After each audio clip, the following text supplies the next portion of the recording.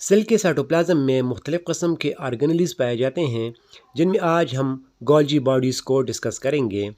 इस लेक्चर में हम गोल्जी बॉडीज़ के डिस्कवरी, डिफिनीशन, कंपोजिशन, स्ट्रक्चर और फंक्शन को पढ़ेंगे। इसके साथ ही मैं आपको कुछ निमोनिक्स बताऊंगा डिफ़िकल्ट पॉइंट्स के लिए। सबसे पहले बात करते हैं डिस्कवरी का। तो ये एक साइंटिस्ट कैमिलो गोल्जी ने 1898 में डिस्कवर किया है और ये पॉइंट एमसीक्यूज के लिए आपको याद रखना है। अगर हम डिफिनीशन की बात करें तो हम इसको इस तरह डिफाइन कर सकते हैं कि Golgi apparatus are stacked with flattened sac of membranes present in the cytoplasm of cell।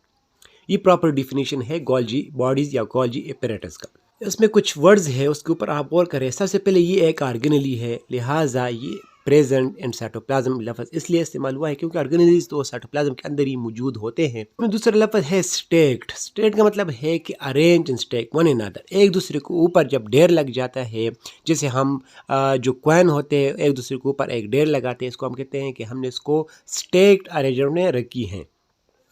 तो लिहाजा ये एक मेम्ब्रेन है और एक वो मेम्ब्रेन एक दूसरे के ऊपर इस तरह अरेंजमेंट हमें शो करता है, इसलिए यहाँ पे स्टेक का लफ्ज़ इस्तेमाल हुआ है। थर्ड वर्ड जो डिफिनीशन में है वो है फ्लैटन सेक्स। सेक्स तो हमें पता है तेली को कहते हैं, तेली नुमा चीज़ को कहते हैं। फ्लैटन का मतलब है लूज, हमवार। बरी हुई तेलिया नुमा चीज़ नहीं है बल्कि हमवार तेलिया मौजूद है। ये डायग्राम आप देख सकते हैं, ये न्यूक्लियस है, न्यूक्लियस के साथ ये एंडोप्लाज्मिक रेटिकुलम लगा हुआ है जिसको हम डिस्कस कर चुके हैं, और उसके साथ ये जो आपको नज़र आ रहे हैं ये है गोल्जी बॉडी। इसको अगर मैं आपको अलग करूं तो ये आपको नज़र आ रहे हैं, ये एक तिली है, ये दूसरी तिली है, और आप देख सकते हैं लूज है, हमवार है, भरी हुई तिली नहीं है। तो यहाँ पे फ्लैटन का वर्ड फिक्स आ रहे हैं, और इसके साथ साथ आपको नज़र आ रहा है कि एक दूसरे के ऊपर एक ढेर लगा हुआ है, तभी इसको स्टेक का लफ्ज़ यहाँ पे इस्तेमाल हुआ है। तो लिहाजा अगर आपको कोई सेल दे दे और उसके अंदर आपको तिलनुमा चीज़ और ऐसी तेलियाँ जो फ्लैटन हो, लूज हो और एक दूसरे के ऊपर पड़ी हुई हो, तो समझे आप ये गोल्जी बॉडीज़ को देख रहे हैं। तो उम्मीद है आपको ये डिफिनेशन वाला पोर्शन क्लियर हुआ होगा। अब कुछ मेन पॉइंट देखते हैं about Golgi bodies. Golgi bodies are single membrane bounded, और उस सिंगल मेम्ब्रेन को हम सिस्टर्नी कहते हैं। एक ट्रिक हमने पढ़ा था कि जितनी भी सिंगल मेम्ब्रेन बाउंडेड ऑर्गेनेली है साइटोप्लाज्म के अंदर, उसको याद करने के लिए आप ये एक लाइन याद कर ले, ईट वेरी एलपीजी गुलगप्पा। ईट की ई से आएगा एंडोप्लाज्मिक रेटिकुलम, वेरी की वी से आएगा विक्यूल, एलपीजी में लाइसोसोम, पेरोक्सोसोम और ग्लाइक्सोसोम, गुलगप्पा की जी से आएगा गोल्जी बॉडी। तो लिहाजा इस ट्रिक से आपको अंदाज़ा लग रहा है कि Golgi body is a single membrane bounded, और उस सिंगल मेम्ब्रेन बाउंड को एक ख़ास नाम दिया है साइंटिस्ट ने, वो है सिस्टर्नी। सेकंड पॉइंट है only present in eukaryotic cell. Golgi body सिर्फ और सिर्फ यूकैरियोटिक सेल में मौजूद होंगे, और इसके लिए मैंने आपको ट्रिक बताया था कि जो भी मेम्ब्रेन बाउंडेड ऑर्गेनेली है, चाहे वो सिंगल मेम्ब्रेन बाउंडेड हो या डबल मेम्ब्रेन बाउंडेड हो, वो प्रोकैरियोटिक सेल में मौजूद नहीं होंगे। यानी membrane bounded organelles are absent in prokaryotic cell. अभी हमने पढ़ा कि गोल्जी बॉडी के ऊपर सिंगल मेम्ब्रेन है, तो लिहाजा it is only present in eukaryotic cell. Third point है कि present both in plant and animal cell. जो गोल्जी बॉडी है वो प्लांट सेल में भी मौजूद है और एनिमल सेल में मौजूद है, और इसके लिए मैंने आपको तरीका बताया था कि जो प्लास्टिड और ग्लाइसोसोम है वो सिर्फ और सिर्फ प्लांट सेल में है, जो सेंट्रियोल है वो सिर्फ और सिर्फ एनिमल सेल में है। तो इसके अलावा जितनी भी ऑर्गेनेल्स है वो दोनों में मौजूद है। तो यहाँ से आपको अंदाज़ा लग रहा है कि present both in plant and animal cell. तो ये तीन मेन पॉइंट है जो एमसीक्यूज के लिए बहुत ज़्यादा इंपॉर्टेंट है और जो मैंने आपको ट्रिक के साथ समझाए। अगर हम गोल्जी बॉडी की कंपोजिशन देख लें कि किस चीज़ से गोल्जी बॉडी बनी है, तो वो है लिपिड्स और प्रोटीन। क्योंकि जब बायो एलिमेंट्स कंबाइन हो जाते हैं तो वो बायो मालिक्यूल बनाते हैं। बायो मालिक्यूल में लिपिड है, प्रोटीन है, न्यूक्लिक एसिड है और कार्बोहाइड्रेट्स हैं, और ये जब बायो मालिक्यूल मिल जाते हैं तो इससे मुख्तलिफ किस्म की ऑर्गेनेल्स बन जाते हैं। तो लिहाजा गोल्जी बॉडीज़ एक ऑर्गेनेली है और ये लाजमी तौर पर बायो मालिक्यूल से बने होंगे, और वो बायो मालिक्यूल लिपिड्स और प्रोटीन है। अगर हम स्ट्रक्चर की बात कर लें तो गोल्जी बॉडी के दो फेसेस हैं, दो रुख है, बिल्कुल इजी हैं। एक जो साइड है वो न्यूक्लियस की तरफ है, और दूसरा जो रुख है, फेस है, वो सेल मेम्ब्रेन की तरफ है। और इन फेसेस को कुछ नाम दिए जाते हैं, तीन किस्म के नाम हर एक फेस को दिए जाते हैं। मैं तीन यहाँ पे मेंशन कर रहा हूँ ताकि आपको कोई कन्फ्यूजन न रहे। जो न्यूक्लियस की तरफ है उसको हम सेस फेस भी कहते हैं, प्रॉक्सिमल फेस भी कहते हैं और इसके अलावा फॉर्मिंग फेस भी कहते हैं।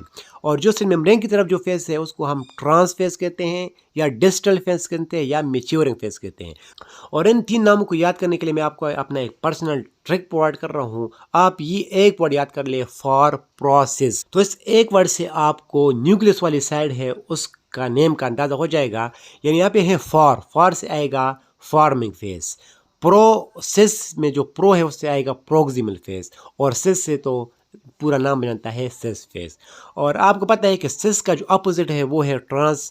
प्रोक्सिमल कहते हैं नज़दीक को, और डिस्टल लफ्ज़ निकला है डिस्टेंस से फासले को, तो प्रोक्सिमल का जो अपोजिट है वो डिस्टल है।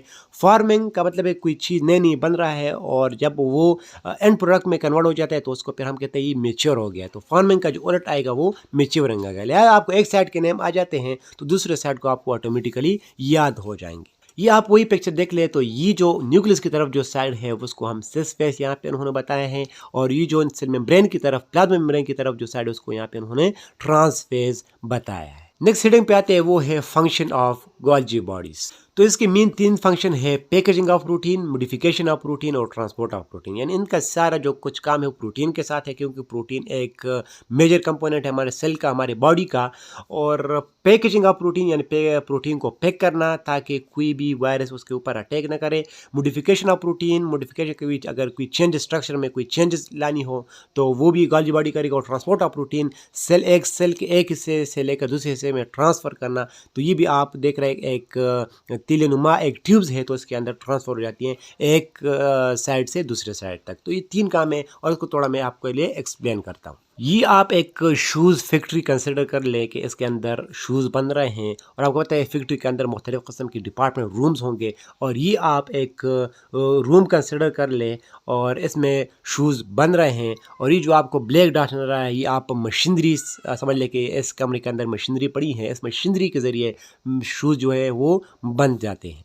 फिर ये आप एक दूसरा कमरा समझ ले, और जब शूज़ बन जाएंगे तो ये दूसरे कमरे को ट्रांसफर हो जाएंगे बाय व्हीकल, और यहाँ पे शूज़ का पैकिंग होगा, यहाँ पे पॉलिश होगा, यहाँ पे लेबलिंग होगी, और यहाँ हम कह सकते हैं जो शूज़ है वो फाइनल प्रोडक्ट में चेंज हो जाएगा।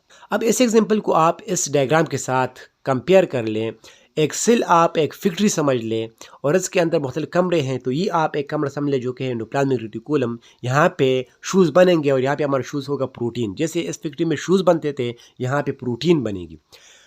इस कमरे के अंदर मशीनरी है वो जो आपको डॉट शक्ल में नज़र आई है, ये है राइबोसोम। इस राइबोसोम इस मशीनरी के ज़रिए प्रोटीन बन जाएंगे। जब प्रोटीन बन जाते हैं तो फिर एंडोप्लाज्मिक रेटिकुलम अपना मेम्ब्रेन उस प्रोटीन के इर्द गिर्द सराउंड कर लेता है, और जिसको हम कहेंगे विजिकल यानी या ट्रांसपोर्ट फिजिकल। यानी विजिकल एक व्हीकल, एक गाड़ी की तरह काम करता है ताकि जो प्रोटीन बना है इसको एक कमरे से दूसरे कमरे तक ट्रांसफ़र किया जाए, ट्रांसपोर्ट किया जाए। तो लिहाजा एक कमरा था एंडोप्लाज्मिक रेटिकुलम, उसके अंदर प्रोटीन बना। अब इसको फाइनल प्रोडक्ट में चेंज करना है, इसकी मॉडिफिकेशन करनी है, इसकी लेबलिंग करनी है, इसकी पैकेजिंग करनी है। तो इनके लिए ये दूसरे कमरे यानी ये जो आपको नज़र आ रहा है गोल्जी apparatus, इसमें ट्रांसफ़र किया जाएगा। यहाँ पे आप एक पॉइंट को समझ ले, ये जो विजिकल बेसिकली क्या है, ये एक तेली है, एक तेलीनुमा चीज़ है जिसके अंदर प्रोटीन पड़ा हुआ है, और ये मेम्ब्रेन किसने लगाया है, ये एंडोप्लाज्मिक रेटिकुलम ने लगाया ताकि इस प्रोटीन को सेफली दूसरे कमरे यानी गोल्जी बॉडी की तरफ ले जाए। तो जब ये विजिकल ट्रांसपोर्ट विजिकल या इनकमिंग ट्रांसपोर्ट विजिकल जब सिस फेज फॉर्मल फेज के साथ लग जाएगा, तो ये जो मेम्ब्रेन है विजिकल के इर्द गिर्द, ये सिस फेज का यानी गोल्जी apparatus का जो सिस फेज है, फॉर्मल फेज है, उसका हिस्सा बन जाएगा और प्रोटीन अंदर की तरफ रिलीज़ किया जाएगा। यही वजह है कि एंडोप्लाज्मिक रेटिकुलम का ये जो मेम्ब्रेन है इसको भी हम सिस्टर्नी कहते हैं, और गोल्जी बॉडी का जो ये मेम्ब्रेन है इसको भी हम सिस्टर्नी कहते हैं, क्योंकि गोल्जी बॉडी का ये जो मेम्ब्रेन है ये एंडोप्लाज्मिक रेटिकुलम के मेम्ब्रेन से बना रहता है। जब प्रोटीन इस गोल्जी बॉडी के अंदर फ्लो करेगा तो इसके अंदर अंदर ही प्रोटीन का मॉडिफिकेशन हो जाएगा, प्रोटीन का पैकेजिंग हो जाएगा, प्रोटीन के साथ कोई गलत पार्ट लगा हुआ है उसको रिमूव किया जाएगा, और जब आखिर में निकलेगा तो अभी जो प्रोटीन को गोल्जी बॉडी से निकलना है तो इसके इर्द गिर्द भी कुछ मेम्ब्रेन डालना होगा ताकि प्रोटीन महफूज रहे। तो वो गोल्जी बॉडी अपने ही मेम्ब्रेन इसके ऊपर लगा लेगा, तो उस मेम्ब्रेन को फिर हम कहेंगे सेक्रेटरी विजिकल। जो वेसिकल आया था उसको ट्रांसपोर्ट वेसिकल या इनकमिंग ट्रांसपोर्ट वेसिकल, और उसमें भी प्रोटीन था और मेम्ब्रेन एंडोप्लाज्मिक रेटिकुलम का था, लेकिन प्रोटीन फाइनल फॉर्म में चेंज नहीं हुआ था। अब जी हाँ, जब गोल्जी बॉडी से प्रोटीन निकलेगा तो उसके ऊपर भी मेम्ब्रेन होगा, लेकिन वो मेम्ब्रेन गोल्जी बॉडी का होगा और जो अंदर प्रोटीन होगा वो फाइनल प्रोडक्ट में चेंज हुआ होगा। और इसके अलावा उसको हम कहेंगे सिक्रेटरी वेसिकल। और इसके साथ साथ ये प्रोटीन अगर किसी सेल के अंदर ज़रूरत हो या किसी और सेल की ज़रूरत हो तो आप यहाँ से देख सकते हैं प्लाज्मा मेम्ब्रेन से ये प्रोटीन निकल जाएगा। अगर हम गोल्जी बॉडी के फंक्शन को फाइनलाइज करें तो हम कह सकते हैं कि सबसे पहला प्रोटीन बना कहाँ पे, राइबोसोम में। राइबोसोम कहाँ पे था, एंडोप्लाज्मिक रेटिकुलम में। उसके बाद इस प्रोटीन को पैक किया जाता है और उसको फिर हम कहेंगे ट्रांसपोर्ट वेसिकल। ट्रांसपोर्ट वेसिकल क्या है, इसमें प्रोटीन है जो कि फाइनल प्रोडक्ट के फॉर्म में नहीं है, अनमोडिफाइड है, और उसके इर्द गिर्द मेम्ब्रेन है जो कि एंडोप्लाज्मिक रेटिकुलम में अपना मेम्ब्रेन सराउंड किया है।